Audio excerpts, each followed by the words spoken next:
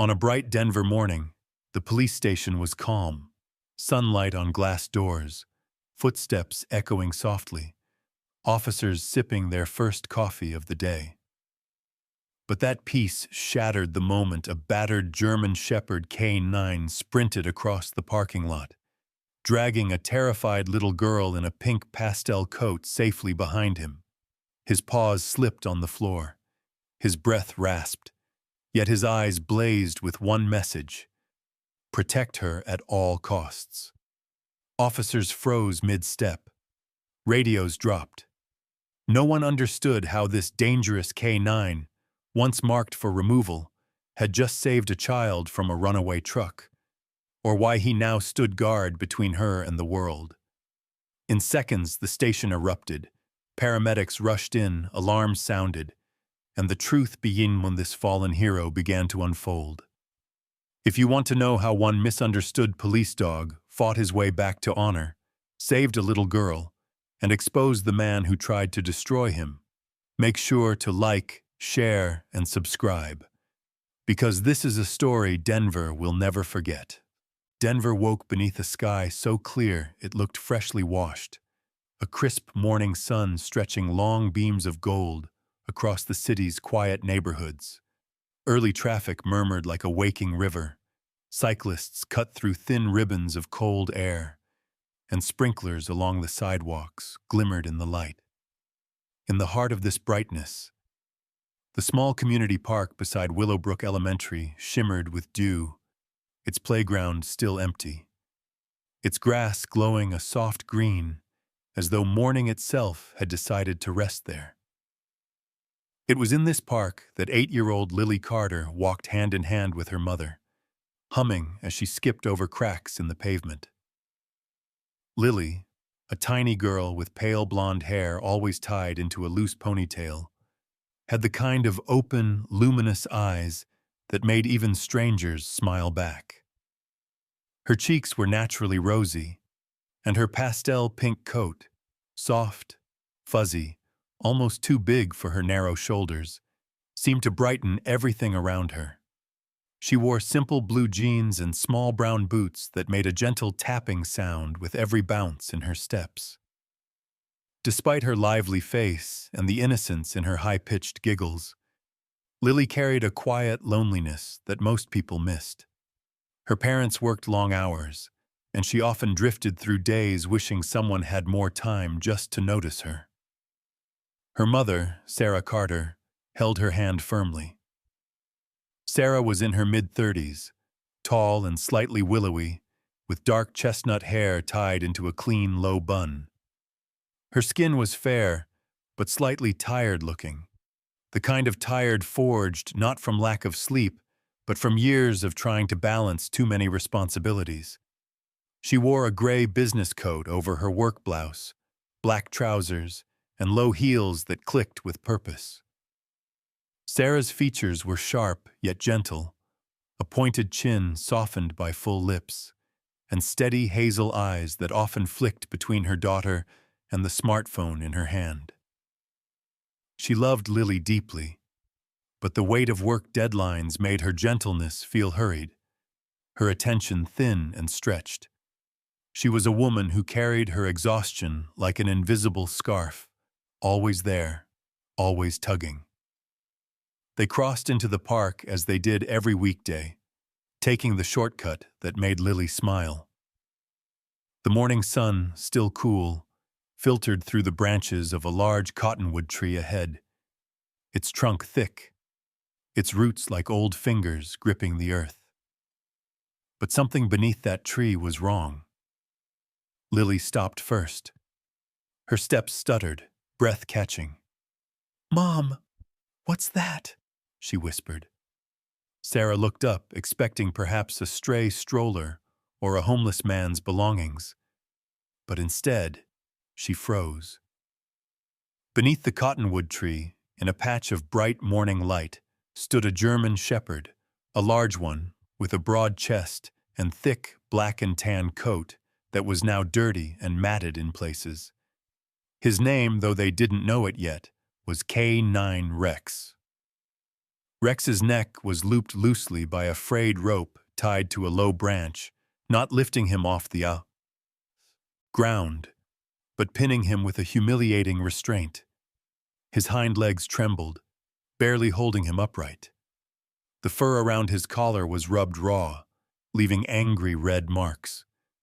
His breathing was harsh, sharp, as though every inhale burned him.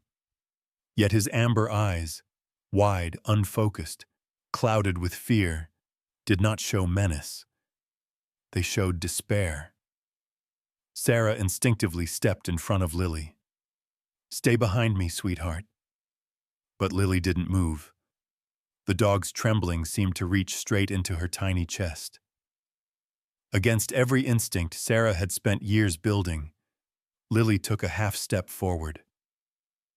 "Mom, he's scared."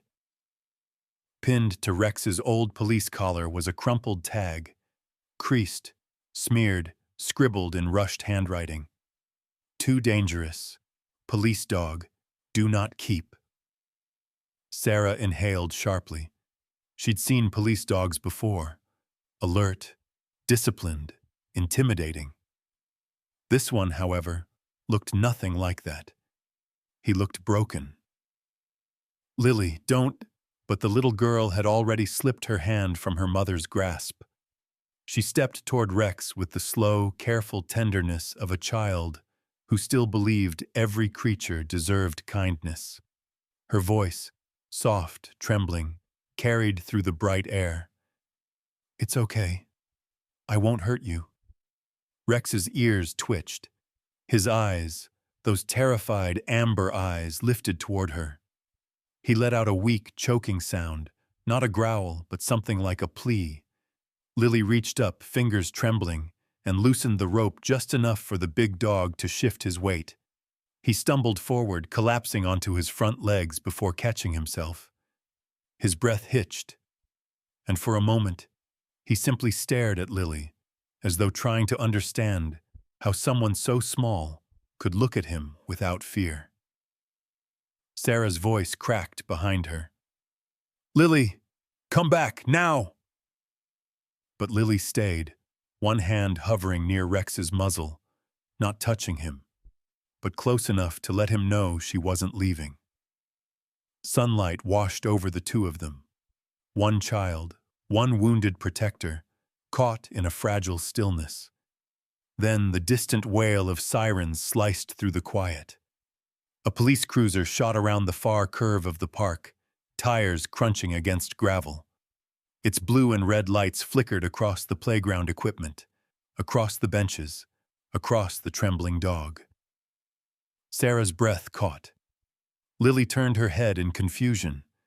The cruiser braked hard, spraying dust. The driver's door burst open. A female police officer, mid-30s, tall, athletic, with sharp black hair pinned neatly under her cap, stepped out. Her name, soon to be known, was Officer Mia Alvarez. She had a stern jawline, olive-toned skin, and dark eyes that scanned danger like a hawk. She moved with the precision of someone shaped by years of training and a past full of responsibility. Too much responsibility. Her hand dropped to her holstered gun. "Steady!" she shouted. Her voice boomed through the park, hard as steel. "That's a dangerous K9. Lily froze, still standing between the injured dog and the officer. Rex's breath rasped behind her. Sarah's scream caught in her throat. And in the cold punch of that moment, sunlight blazing, sirens fading, danger rising, no one knew whether Lily should step back or protect the creature who had no one left. The Denver police headquarters rose like a block of polished stone under the late morning sun, its wide glass panels gleaming with reflections of passing cars and snowy rooftops. Inside, bright white lights hummed softly along the high ceiling, illuminating the sterile hallways where footsteps echoed in crisp patterns. The lobby smelled faintly of disinfectant and warm plastic from overworked printers. In the waiting area, Small brown boots swung nervously above the tiled floor as Lily Carter sat perched on a blue plastic chair too big for her.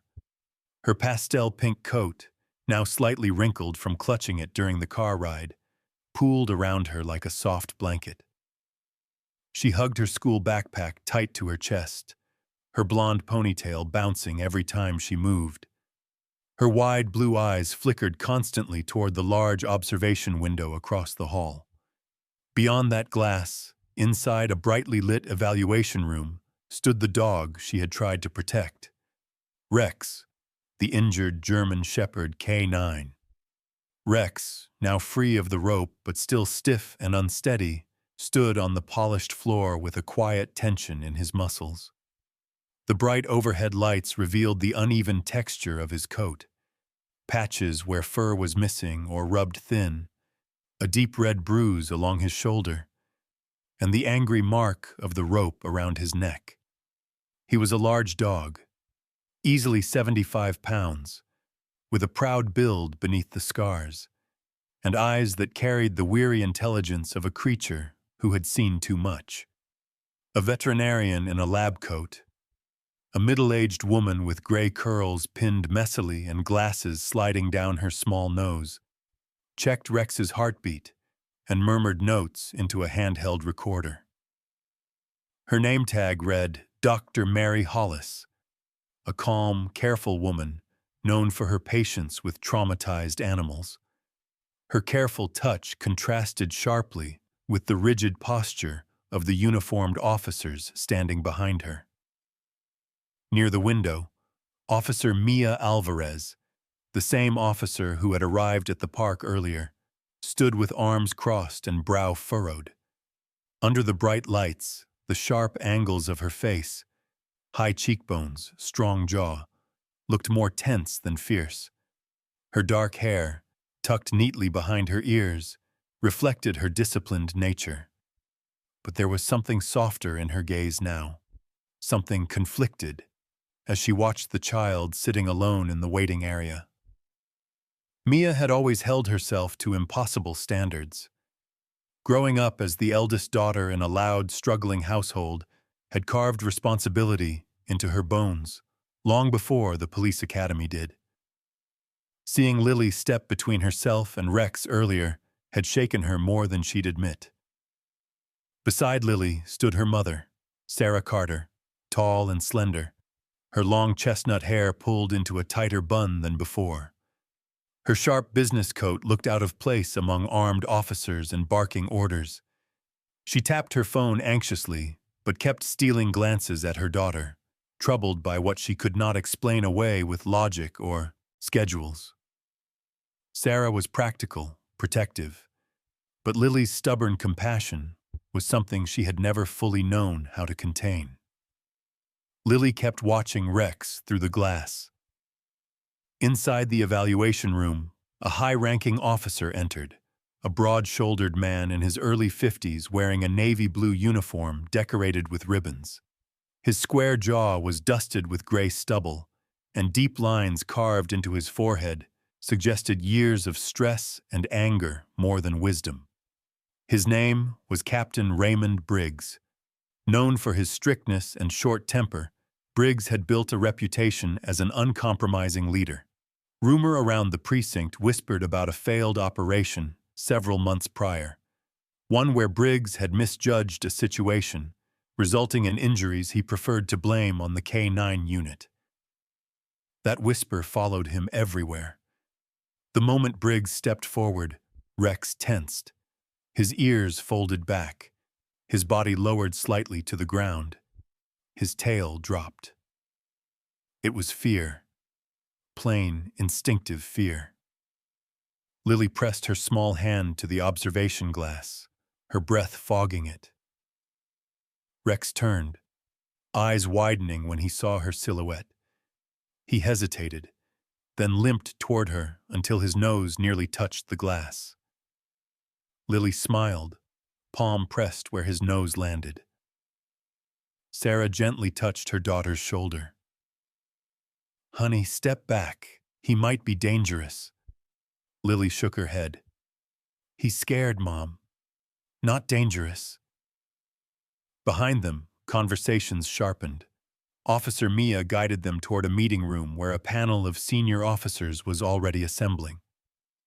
The room was painfully bright, its long table stacked with folders, reports, and steaming cups of black coffee. The atmosphere felt colder than the snowy air outside. 3 leaders sat at the table. Deputy Chief Alan Mercer, a tall, thin man with ash-blonde hair combed back sharply, his posture straight, but his eyes constantly flicking between documents. Known for his cautious decision-making. Sergeant Donna Kirk, mid-40s, stout and blunt, with short red hair and freckles. She believed rules were rules, no matter the circumstances. And Captain Briggs himself, jaw clenched, eyes burning like a fuse waiting for a spark. A heated debate broke out almost immediately. "This animal attacked a superior officer," Briggs snapped, slapping a file onto the table. "We cannot risk keeping him." "He may have reacted to provocation," Mia countered, her voice calm but strained. "He didn't show aggression today." Sergeant Kirk shook her head. "Procedure is clear. If a police dog is deemed unstable," Mercer cut in softly, "we need all evidence, including today's incident." But Briggs opened the file again, revealing a stark, bold line. "Consider for euthanasia." At that moment, Lily, waiting just outside the door, heard the word. It slipped through the crack like a blade. Her legs froze. Her heart dropped. She understood enough to know what it meant. Her eyes filled instantly, tears clinging to her lashes. Down the long, too-bright hallway, Officer Maya emerged with the file in hand, walking toward the restricted door marked K9 Unit, authorized only. Her grip tightened around the papers, her eyes unreadable. She looked like someone standing at the edge of a choice she did not want to make. Rex was somewhere behind that door, alone, waiting. Lily stared, breath shaking, as Mia reached for the handle. Morning broke over Denver with the kind of brightness that made the city feel freshly painted. Sunlight spilled across rooftops, glittered along parked cars, and stretched warm fingers across the sidewalks. Even the Denver Police Headquarters, usually imposing with its steel lines and tall glass facade, seemed gentler under the clear blue sky. Inside the car parked along the curb, Lily Carter, bundled in her pastel pink coat, sat forward in her seat, gripping the edge as if afraid her mother might change her mind. Her small face was earnest, determined in a way that made her seem older than 8. Beside her, Sarah Carter exhaled slowly, rubbing her temples. She wore a soft beige sweater today, her hair still tied back but looser, strands of chestnut falling near her cheeks. Her eyes, hazel and usually firm, were clouded with worry. She wasn't a woman easily swayed, but last night, after Lily had cried into her pillow and whispered that the dog didn't deserve to die, Sarah had folded. Beneath her practical exterior was a heart that was softer than she liked to admit. They entered the headquarters lobby, which was buzzing with mid-morning activity. Officers hurried by, radios crackling, shoes echoing against the polished floor. Officer Mia Alvarez appeared from the hallway, her dark hair pulled into a tighter ponytail than usual, black tactical pants replacing her uniform slacks from the day before. She looked alert, too alert. But when she saw Lily, something warmed behind her stern eyes. "I talked to the brass," Mia said quietly to Sarah. "I convinced them to delay the decision, just for today." Sarah nodded gratefully. Lily practically beamed. Mia crouched so she was eye level with Lily. "If we're going to show them Rex isn't dangerous, we need to be careful. Follow my directions, okay?" Lily nodded so fast her ponytail bounced.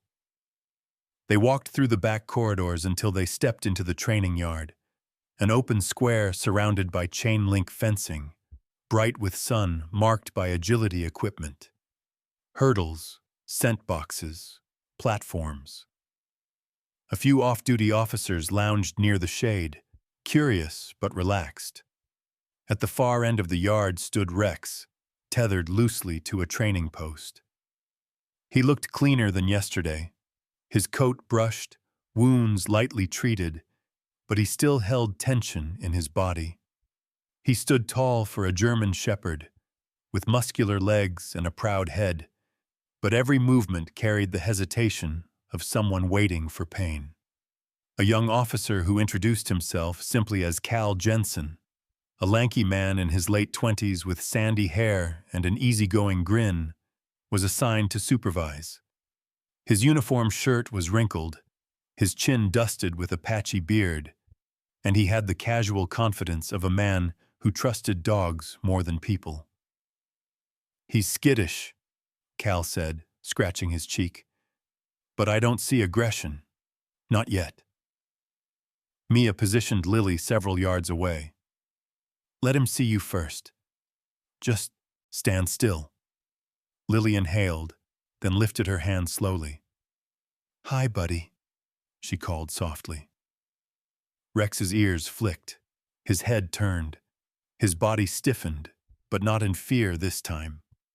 Recognition softened his amber eyes, his tail twitched once, then slowly he took a step forward, then another. Sarah watched with wide eyes. Mia stood ready, hand near her belt, but tension easing. Even Cal muttered, "Well, I'll be—" Lily smiled the kind of smile that melted adults. Rex stopped a few feet away, his nose lifting toward her scent. "Good," Mia whispered. "Now drop your backpack carefully." Lily slipped it from her shoulder and let it fall. It hit the ground with a loud thud. Officers flinched. Sarah gasped. Rex jerked, startled, but instead of charging or growling, he stepped toward Lily protectively, positioning his body between her and the backpack. His tail lowered, not tucked, just steady. He glanced at the bag, then back at Lily, as if ensuring she wasn't hurt. Cal actually laughed under his breath. "That's a guard dog, not a dangerous one."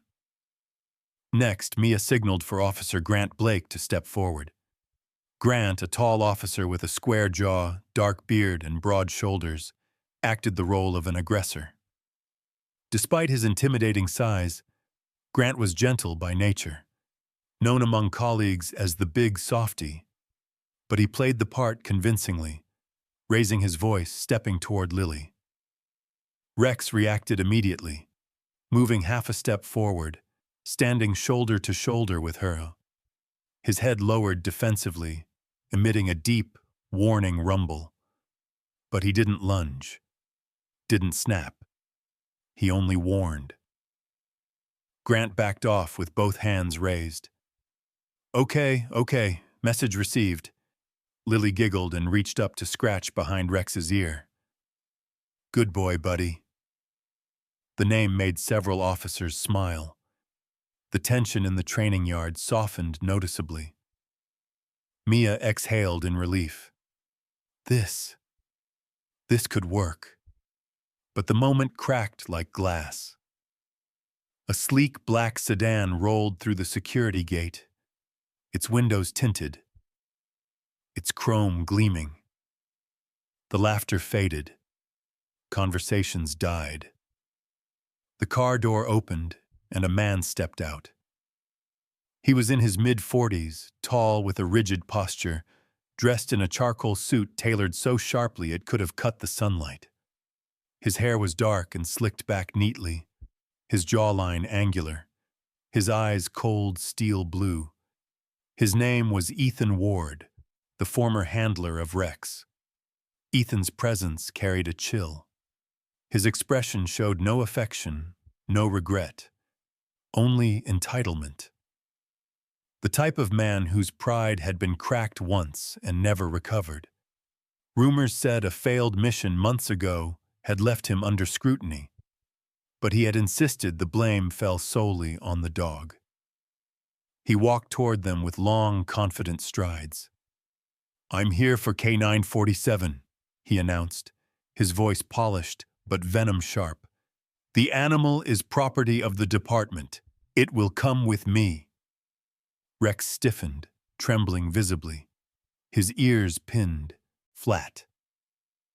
Lily instinctively grabbed the loose end of the tether rope and held it tight, planting her small boots into the ground.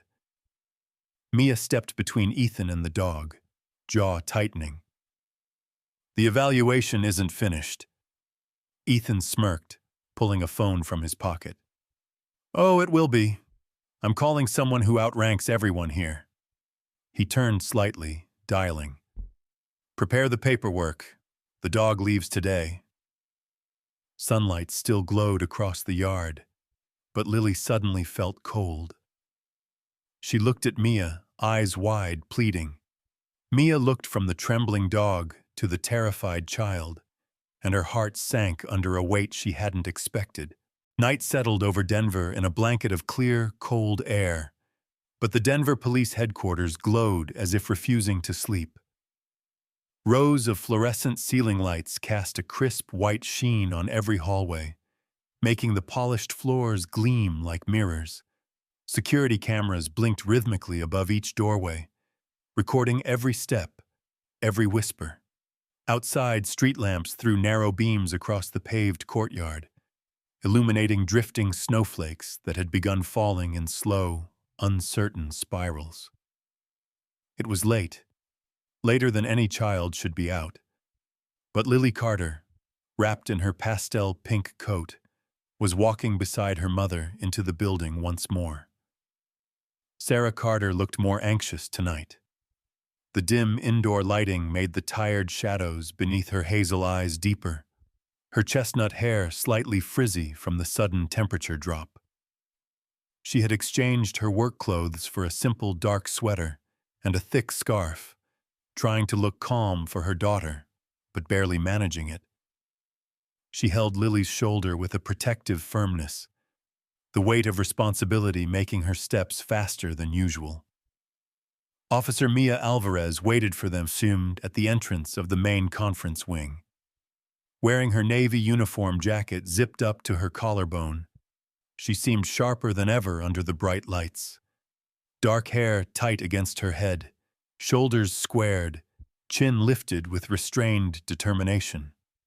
But her eyes softened when she saw Lily, and it was clear that beneath the discipline and experience, Mia carried her own silent storms, storms shaped by years of proving herself in a profession where mistakes were rarely forgiven. "Thank you for coming," Mia said quietly to Sarah before kneeling slightly to meet Lily's eyes. "You might need to talk, but only if you feel safe. Okay?" Lily nodded, small boots squeaking on the hallway floor as she followed Mia into the large conference room. Inside, the tension was suffocating. A long table stretched across the center, covered with files, sealed envelopes, and a laptop projecting evidence onto the wall. The room held nearly a dozen people, some in uniform, some in plain clothes, but all carried the rigid posture of individuals trapped between policy and conscience. Deputy Chief Alan Mercer sat at the head of the table, tall and ghost-like under the bright lights, his ash-blonde hair almost silver at the temples. Mercer was known not for anger, but for quiet scrutiny, the kind that lingered longer than most people could bear. His thin lips pressed into a straight line as he flipped through the report.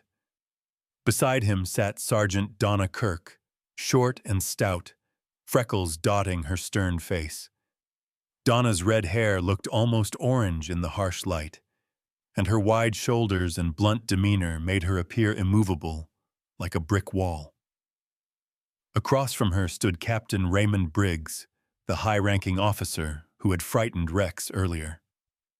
Under the artificial brightness, his sharp jaw looked more severe, and the creases along his brow deepened into hard ridges. His uniform, dark blue with polished insignia, contrasted sharply with the coldness in his steel-gray eyes. He wasn't angry. He was defensive, a man cornered by his own past choices. At the back of the room, leaning against the wall in a shadowed corner, was the man who had caused most of this, Ethan Ward, Rex's former handler. His tailored black suit caught the light, but his expression remained icy, as if he believed the outcome tonight was already decided. His slicked-back dark hair and sharp cheekbones gave him a predatory look. Ethan was not loud. He didn't need to be. His quiet arrogance carried more weight than shouting ever could. Mia began the presentation, her voice steady but vibrating with urgency. This meeting is to review all evidence regarding K947's behavior, his alleged aggression, and the incident that led to his abandonment. As she clicked through video footage, Lily sat with her small hands clasped tightly in her lap. Sarah rested a comforting hand on her shoulder, but said nothing, letting Lily decide how much she could handle. The first video played body cam footage from an officer at the park. There, under the cottonwood tree, Rex was shown tied by an old rope, trembling, exhausted, clearly abandoned. A murmur passed through the room, soft enough not to challenge authority, but loud enough to acknowledge shock. The next video, however, shifted the atmosphere completely. Mia projected a clip retrieved earlier that day from the training facility's security system. On the screen, Ethan Ward was seen during a training session months ago. He pulled harshly at Rex's collar, yanking the German Shepherd off balance. Then he kicked the dog's side sharply when Rex flinched at a loud noise. After that, Ethan dragged the dog across the gravel, barking orders with a fury that made several officers exchange uneasy glances. Ethan straightened, jaw tight. This was training. Discipline is necessary. Discipline, Mia repeated, narrowing her eyes, does not include cruelty. Then came the final clip, one that caused even the sturdiest officers to inhale sharply. In the video, as another officer approached Rex, frightened by Ethan's aggression, the dog didn't attack. Instead, he tried to run to that officer, seeking safety, not confrontation. Ethan stepped in front of him violently, causing Rex to panic and snap in fear. That snap had been interpreted as aggression. Sarah clenched her jaw, anger mixing with disbelief. Lily stared at the floor, fists trembling. But when Mercer turned to Lily gently and said, "Young lady, do you wish to say anything?" The girl stood. Her voice shook, but her words were clear. "He's not bad. He's scared. When I get scared, I shake too. But that doesn't make me bad." A silence filled the room, profound, heavy, undeniable. Even Sergeant Kirk folded her arms, troubled. Mercer exhaled slowly and tapped his pen against the table. "Very well. Based on the evidence presented, the final ruling on K947 will be..." But the alarm cut through the room like an explosion. A shrill emergency alert shrieked across the hallway. Red lights began flashing. Officers shot to their feet. "Vehicular emergency near Willowbrook Elementary," someone shouted from outside. "Truck losing control, children nearby." Mia spun toward Lily. "Stay here, sweetheart. Don't move." Through the window, they could hear barking, loud, sharp, urgent. Rex, outside in the back lot, was standing rigidly at the fence, eyes locked on the flashing lights, barking with a force that shook the metal bars. He knew. He sensed danger. Before anyone could finish a thought, the entire room burst into movement. Denver's midday sun poured over the city like molten gold, warming the sidewalks, The red brick walls of Willowbrook Elementary, and the metal railings lining the street where children poured out in clusters. Laughter floated like confetti on the breeze. Backpacks bounced, sneakers squeaked, and teachers stood waving goodbye as parents waited along the curb. It was the kind of bright, harmless afternoon that made danger feel impossible. And yet, danger was already coming, fast, silent, and unseen. The first sign was the scream of tires scraping pavement far down the road. A silver pickup truck swerved violently, fishtailing across the lane. Drivers honked, slamming their brakes. A mother yelled for her child to move back. But children react slowly, unpredictably. A few froze, some stepped forward, none truly understanding the speed of a crisis. Among the parents arriving was Sarah Carter, dressed in a light blue denim jacket over a soft cream sweater, her chestnut hair loose for once. Her hazel eyes scanned the schoolyard until she spotted Lily Carter, bounding out of the gates, pastel pink coat glowing like a small beacon in the sun. "Mom!" Lily called, waving eagerly. Sarah smiled, just as the pickup truck barreled toward the curb.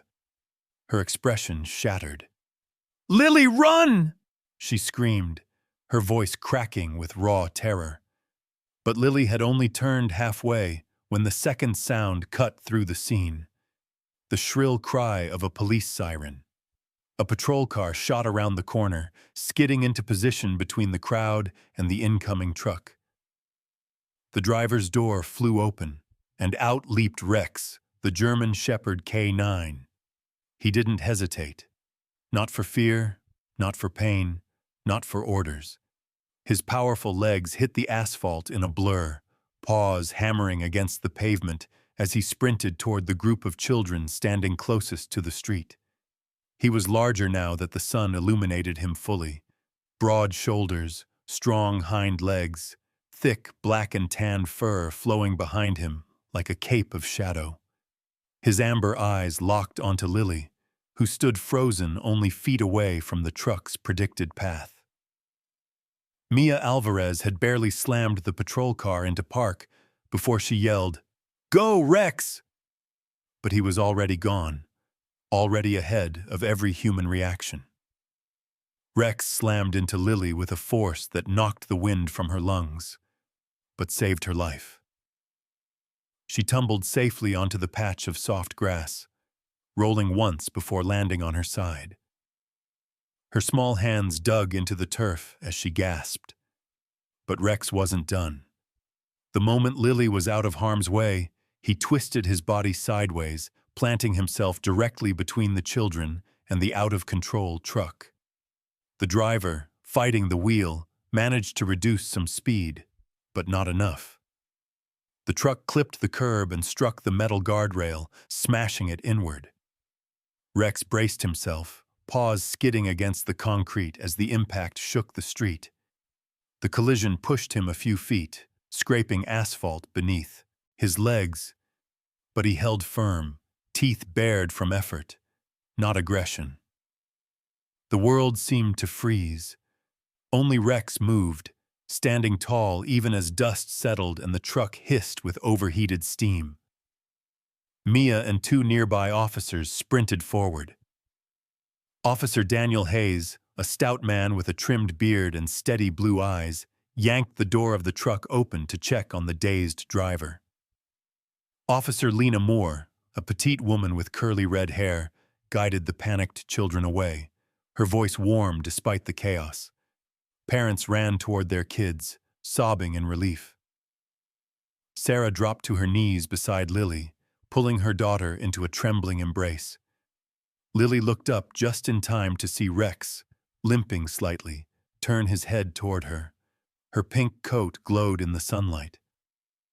She whispered, voice shaky but full of wonder, "Buddy, you saved me."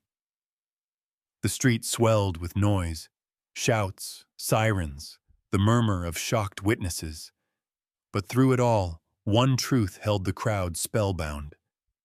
That dangerous K9 had saved an entire group of children. Later that afternoon, a small press briefing was hastily arranged outside the school. Reporters gathered with handheld cameras. Teachers, officers, and parents formed a semicircle behind the temporary podium. Deputy Chief Alan Mercer stepped forward, tall and composed beneath the bright sun. His ash-blonde hair flashed silver as he addressed the crowd. "All security cameras captured the heroic actions of K947 today," he announced.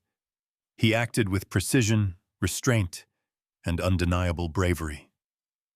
Beside him stood Rex, now wearing a fresh bandage on his front leg. His fur had been brushed again, though dust still clung to his paws. He sat with quiet dignity, chest lifted, ears forward, not fearful now, but alert, confident. Mercer continued, "Following our investigation, we are confirming that the allegations against him were false. His former handler will face disciplinary action for misconduct, cruelty, and falsified reporting." Murmurs spread. Ethan Ward was nowhere in sight. Mercer smiled faintly, rare for him, as he turned toward Rex. "Effective immediately, K947 is reinstated and promoted to a new role, School Safety K9 for community programs." The crowd erupted in applause. Lily was then invited to stand next to Rex. She looked tiny beside him, her pink coat shimmering in the light, a soft pink scarf wrapped around her neck. As she stepped onto the platform, Rex leaned down and tugged at the end of her scarf with a gentle nibble, playful, affectionate.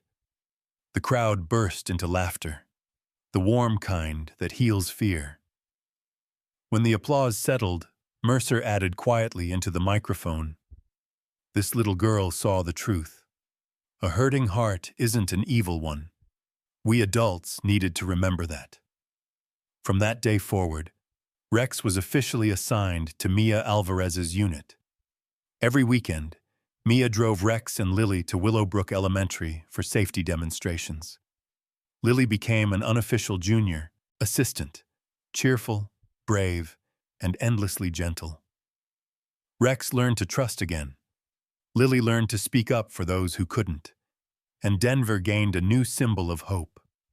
A girl in a pink coat and the loyal German shepherd who refused to let her face danger alone.